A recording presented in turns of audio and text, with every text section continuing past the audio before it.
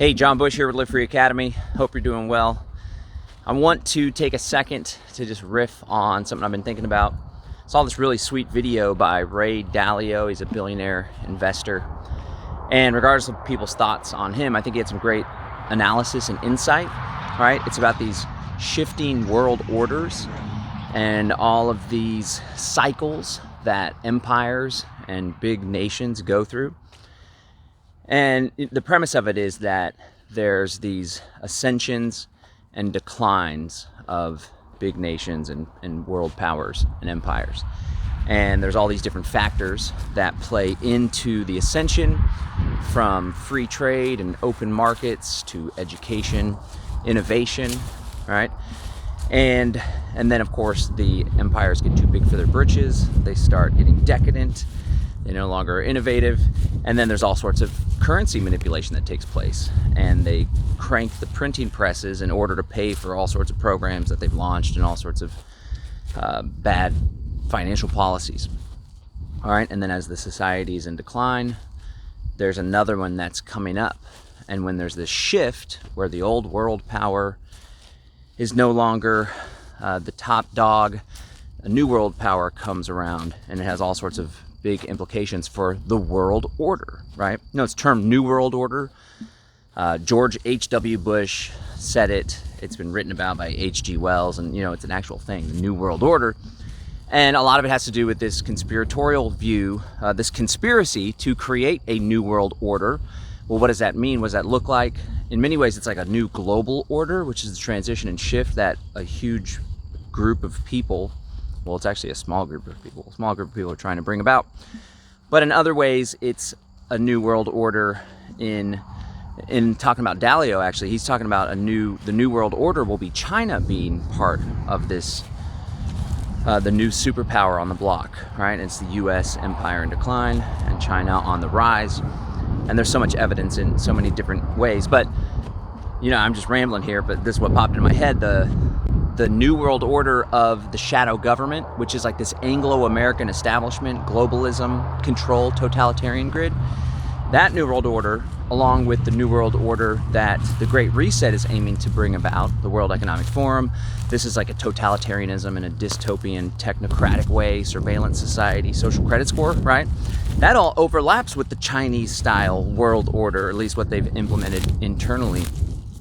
So expect the policies in China to be exported, right? All right, so where am I going with this? Because it always goes back to empowerment and solutions. That's my thing, right? So when I was watching this, it got me thinking, like, okay, we're experiencing a situation where there is a society, a nation state of great power in decline. And what happens throughout these histories and these waves and these cycles, it was like the Dutch and then the British, right, and then the American.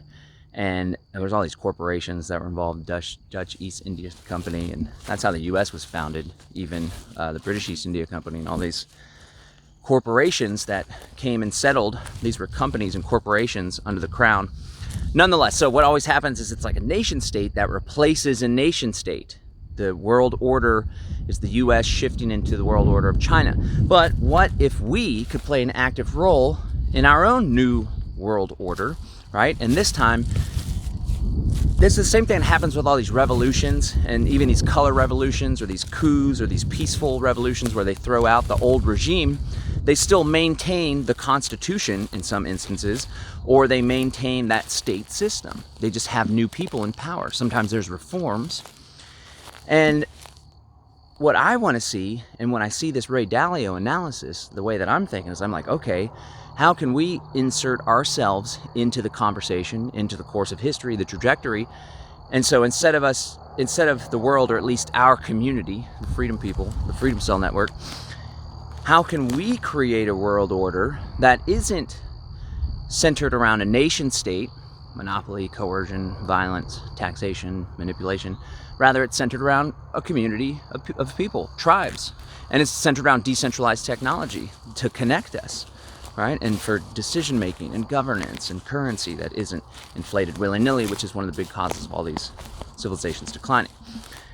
You know, so that's what I want to communicate. Like, that's what we're aiming to do. I'm going to talk to you about the Land Summit and about the strategy that I think is the best strategy we have for lasting freedom. But Also, I just got back to the old ranch. This is my place. Super excited. We purchased it back in June. Well, the bank owns it. We're making payments to the bank, but we'll own it someday. Or the state will always own it because you got to pay stupid property taxes and stuff. But anyway, I digress. I just got back to the ranch from a little mini vacation for spring break. My family's there, my sister, my nephews, and my niece, my brother. We had an absolute blast. But we went to San Antonio. We visited the Alamo, right? And I'm mostly familiar with the Texas history, but every time I go or every time I look into it, there's all these little tidbits and stuff, right? And so there's these changing world orders, even here in Texas.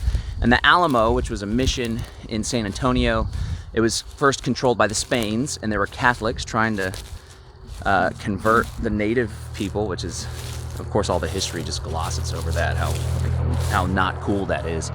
And then it was under Mexican rule. The Mexicans revolted and got their independence from the Spanish, right?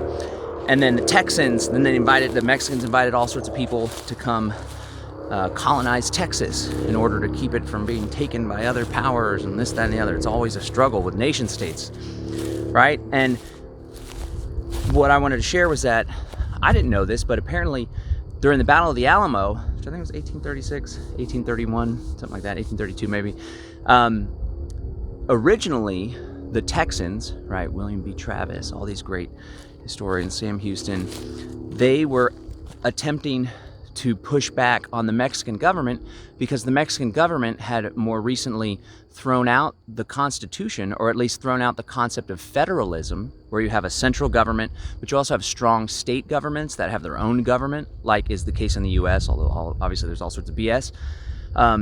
And so that's what they were fighting for. They were fighting against the centralists. So it was the centralists that wanted to have a strong central government, and then it's the federalists that are like, no, we need to have local power and local control. And apparently Texas was promised the opportunity to become its own state, potentially. It was combined with another Mexican state as the population grew, but this all got thrown out in a time of war. But the point is, even then, it was like, we are fighting to have a government, even if it's our own government. And there's platitudes to self-governance in a lot of these documents, and even in the founding of the US, but a lot of it's bullshit, because at the end of the day, it's this ruling class that are carrying forward and pushing for the reforms as long as they maintain their position of power, right? And there's platitudes to freedom, and sometimes there's authentic freedom involved in individual liberty and self-governance, but at the end of the day, there's always this instance of the nation state. And of course, one thing I picked up too is like the Texans and the Mexicans, they were called Texians back then, they were battling it out. The United States government was one of the tour guides. We missed the tour opportunity to have a tour guide. So we had like these little audio things, didn't work very well. But there's a tour guide in this map inside the actual church building. And like I knew he had some good knowledge, so I kind of got him talking, asked some questions. He went on a nice little 15-minute thing. But he was saying like the United States government didn't get involved at all. A lot of people thought that they were involved or they were there. And even though it was the US now, it wasn't the US at the time. And what I realized was like it's possible that the US government was waiting in the wings. It's a strategy called bloodletting, while the Mexican government and the Texians duked it out. Because shortly thereafter, Texas came in and annexed Texas. And at the same time, after this little war between Mexico and Texas, they also gobbled up Arizona, New Mexico, right? And some other territory. But my point is, there's a yearning for freedom. There's a yearning for self-governance and self-determination. But far too often, people rely on the nation state as a vehicle in order to manifest the freedom and order that they desire, right? And so here's our position and here's our opportunity. And here's why it's important to look at life as something that's happening for us, not happening to us. We find ourselves in very trying times: technocracy, mandates, lockdowns, division, manipulation, social engineering, censorship, right? And so there's a lot of people in our communities that are like all down and out and so frustrated and freaked out and spending all their time researching and negativity and all downtrodden and overwhelmed, like we don't have a chance. But it's like that's people feeling like things are happening to me. Oh, woe is me, I lost my job, mandate this, whatever. But it's like, how about we step into a place where it's like we feel blessed to be alive in order to have the opportunity to play a role in shifting the course of history, if not on a global scale, at least for us in our community. We, the people that believe in self-determination, bodily autonomy, peace and freedom, right, man? So let us take this opportunity to insert ourselves in the discussion as far as how should we organize ourselves and how should we organize society. And with the internet and with people becoming just more aware, because you used to have the divine right of kings, and it was like, if you question the fact that I was anointed by the gods, then we're going to kill you and we're going to stick your head on a pole in the town square. So a lot of people aren't going to be questioning stuff, right? But it's like now we have a lot of people that are questioning government's legitimacy. The narrative is unraveling, COVID, all this Ukraine stuff, and it's like people are recognizing that they're being manipulated. The institutions are failing, inflation, healthcare system's terrible, just government sucks, and people, more and more people are recognizing it. So now is our opportunity to offer something different. And I would like to offer you something different. My vision is to call this Confederation of Freedom Cell Communities. It's like decentralized, local communities, living on the same property, living in the same geographic vicinity, supporting one another, creating parallel institutions, creating alternative economies, counter economies, creating alternative education systems for the children. And I'm going to invite you to learn all about it. It's called the X and Build Land Summit. We're going to be teaching people, educating people, bringing people together for this purpose.